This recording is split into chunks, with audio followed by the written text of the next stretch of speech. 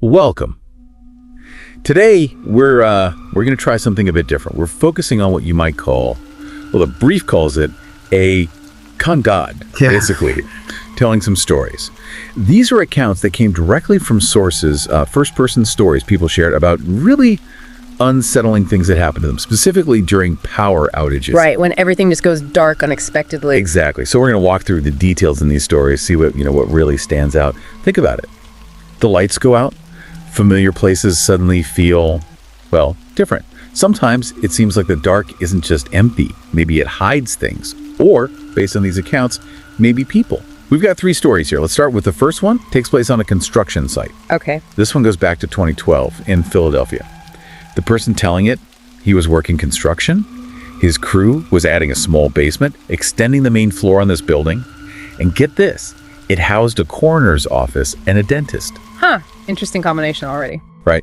So they were making good progress. The basement was sealed off. They had lights working down there.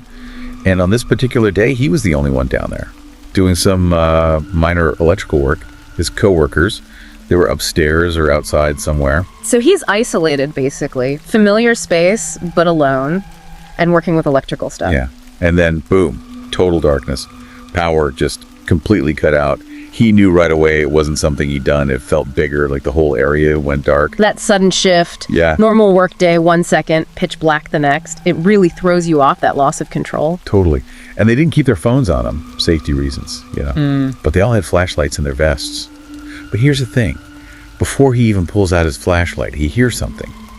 Yeah, a noise. Coming from inside this little room they were framing out to be a bathroom. He described it as like a rattling, like shaking a bag of coins, but kind of muffled. Definitely not the building settling or anything. A specific, odd sound in total silence and darkness. Your brain immediately goes into overdrive trying to figure that out, right? What is that? Exactly. So he fumbles for his flashlight, gets it on, points it towards the bathroom area. They'd already hung the door, and it's just slightly ajar. He's thinking maybe it's a coworker messing with him, Came down without him hearing. Yeah, prank, maybe. So he walks over, takes a breath, and pushes the door open. And the flashlight beam cuts through the dark. And it lands on someone standing there, dressed all in black, facing the corner of this tiny room. Facing the corner, that's odd. Yeah, really odd. So he can't see a face or anything until the person turns their head. He said like the deer caught in headlights. And the flashlight beam hits their eyes, and all he sees are these 2 points of light, just glowing. Whoa. Okay, that's not a prank. The figure, the corner, just the glowing eyes, that's genuinely creepy. It pushes past explainable into something else. It definitely did for him. His reaction, he just slammed the door shut, ran upstairs as fast as he could, found his 3 buddies outside, dealing with the outage too. He's like, were any of you guys down there? No, none of them. Nobody else was supposed to be in the building. So he needs them to see validation, safety in numbers. Right. So they all go back down, cautiously this time, flashlights waving around. Yeah. Nothing. The person's gone. Bathroom's empty. Whole basement's empty. Which almost makes it worse, in a way. Did he imagine it? But he knows he didn't. He felt pretty embarrassed, But they all agreed it was super weird, and they packed up for the day. But wait, it doesn't stop there. He had the key. He was the last one to leave.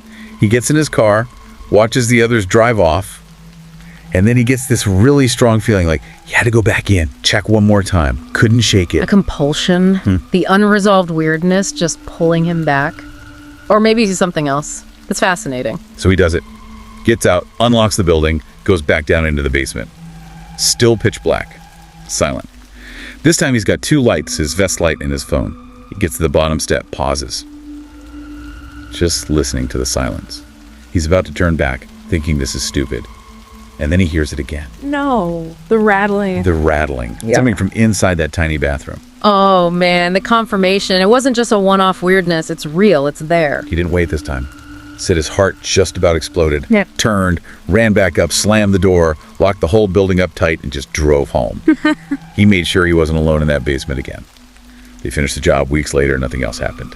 But that second time, hearing it again, that stuck with him. Yeah, you can see why. That story really captures how quickly a normal place turns terrifying when the lights go out and something unexplained happens. The darkness, the weird sound, the figure, and then hearing the sound again. It's a potent mix. Absolutely. Makes you wonder what it could have been. Okay, let's shift gears. Story number 2. This one hits closer to home, literally. A guy at home with his wife, Okay, the place you should feel safest. supposedly. It's a cold February night. They're watching a movie, late, in bed, Yeah. and suddenly their house goes dark. TV, lamps, clocks, everything off. Power's out. But he looks out the window. Neighbors' lights are still on. It's just their house. Localized.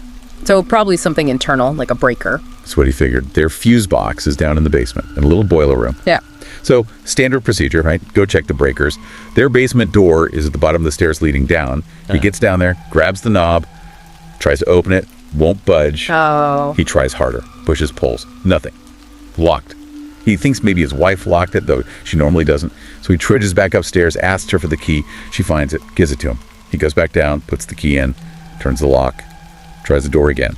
Still won't open. Okay, that's weird. Key turns, but it still won't open. That's not just a locked door. Something's wrong. Broken lock. Right. Or something else. He's totally baffled. Goes back upstairs again, calls his wife down, like, can you help me with this stupid door? She comes down, flashlight in hand, probably giving him a hard time, And to get this, she doesn't even use the key. Just turns the knob, gives the door a push, and creak, it swings right open. Wait, what? He couldn't budge it, key or no key, and she just opens it. Exactly. He was stunned, swore it was jammed tight for him.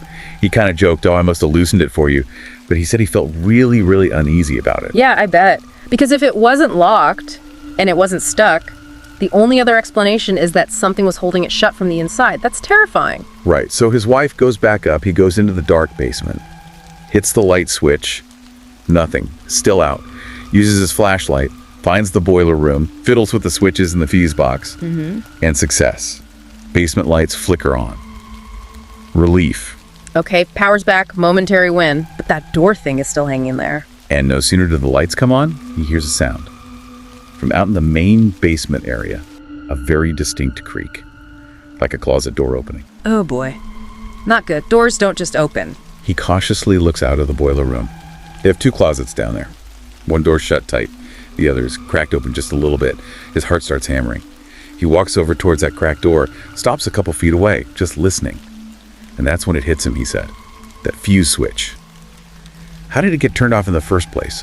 And then the really cold thought. That basement door. What if it wasn't locked or stuck at all? What if someone was physically holding it shut against him? He's putting it together. The door resistance, now the closet. The hypothesis forms. Someone is in the basement, hiding. He stands there, silence. Then he hears it. Clear as day. A deep exhale coming from inside the closet. Oh, chills. Actual confirmation. Not a creak, not a bump. Breathing. Human. Inside his house. Feet away. He didn't hesitate. Spun around, ran for the stairs, made damn sure he locked that basement door behind him this time.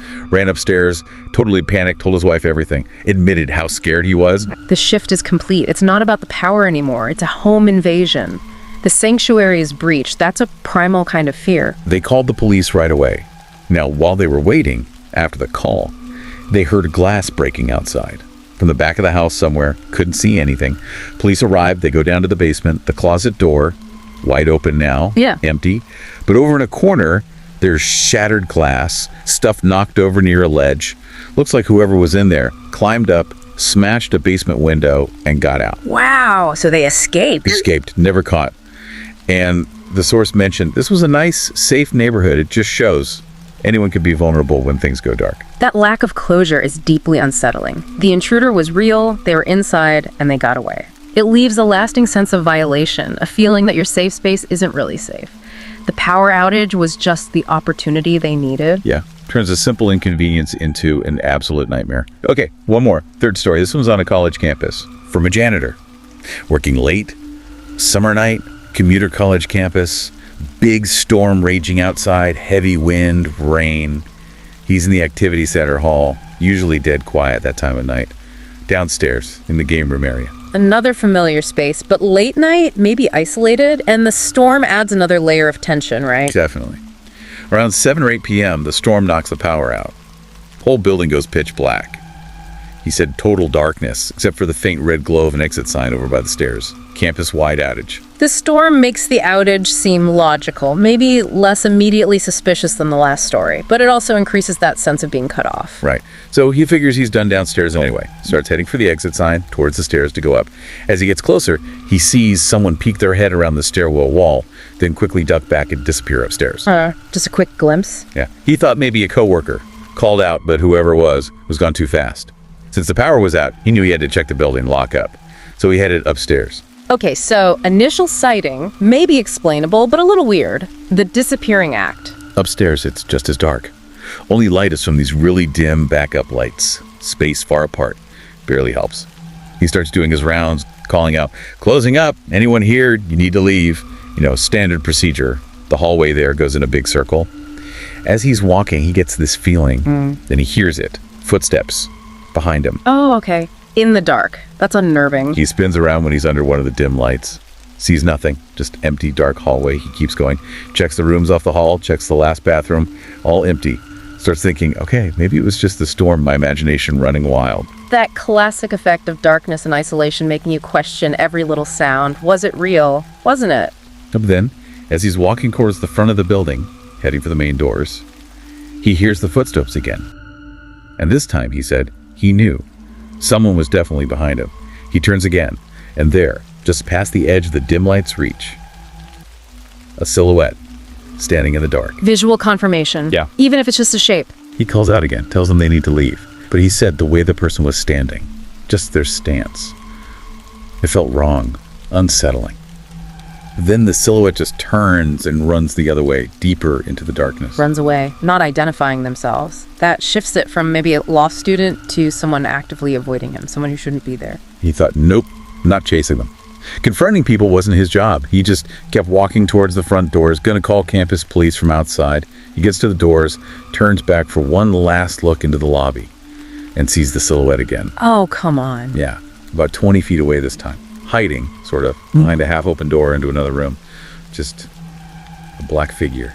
No details, no features visible at all. Watching him now, that feels even more deliberate, more menacing than just running away. He didn't stick around to find out. Got out of the building, called campus police. They came, searched the whole place, found nobody. But later that night, he gets a call from the police. They ask for a description, which, how do you describe a silhouette? And then they tell him there was a killer, known to be hiding out, who had recently been spotted by someone near the campus. Whoa. Okay, that puts a whole different, terrifying spin on it. Even if they couldn't confirm it was the same person, just knowing that possibility existed. Well, it adds this layer of genuine potential danger to the creepy silhouette. Suddenly, it's not just weird, it's possibly lethal. He said he got chills, had trouble sleeping after that, felt unsafe at work. You absolutely would. That external information just retroactively makes the whole encounter infinitely more disturbing. What if it was him? Exactly. So these three stories, the ones we've just told, they have some real common ground, don't they? They really do. The power outage is always the trigger, right? Turning familiar places into something unknown and disorienting. And then there's always this encounter. Someone or something unexpected in the darkness, often hard to see clearly, the figure, the breather, the silhouette. Which leads immediately to that feeling of fear of threat. The dark itself feels like part of the threat, hiding whatever's there. And that ambiguity hangs over everything. Who are these people? What do they want? Most of the time, we never find out. They just vanish. That lack of an answer is unsettling in itself. Absolutely. It taps into really primal fears, doesn't it? Fear of the dark, the unknown, invasion of safe spaces. The blackout just pulls back the curtain on vulnerabilities we usually ignore. So that was our Concab Cot for today, our telling of these stories from the sources you shared, exploring what can happen when the lights go out. It definitely makes you think about how much we rely on light for our sense of security, how thin that feeling of safety can sometimes be. It really does. Leaves you wondering, what is just beyond the beam of your flashlight? How does knowing that possibility exists change the way you feel about a place you thought was safe? Thanks for joining us for this deep dive into these, pretty chilling accounts.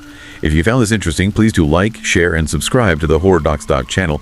We'll explore more stories like these. Until next time, stay curious, and maybe keep some extra batteries for that flashlight, just in case.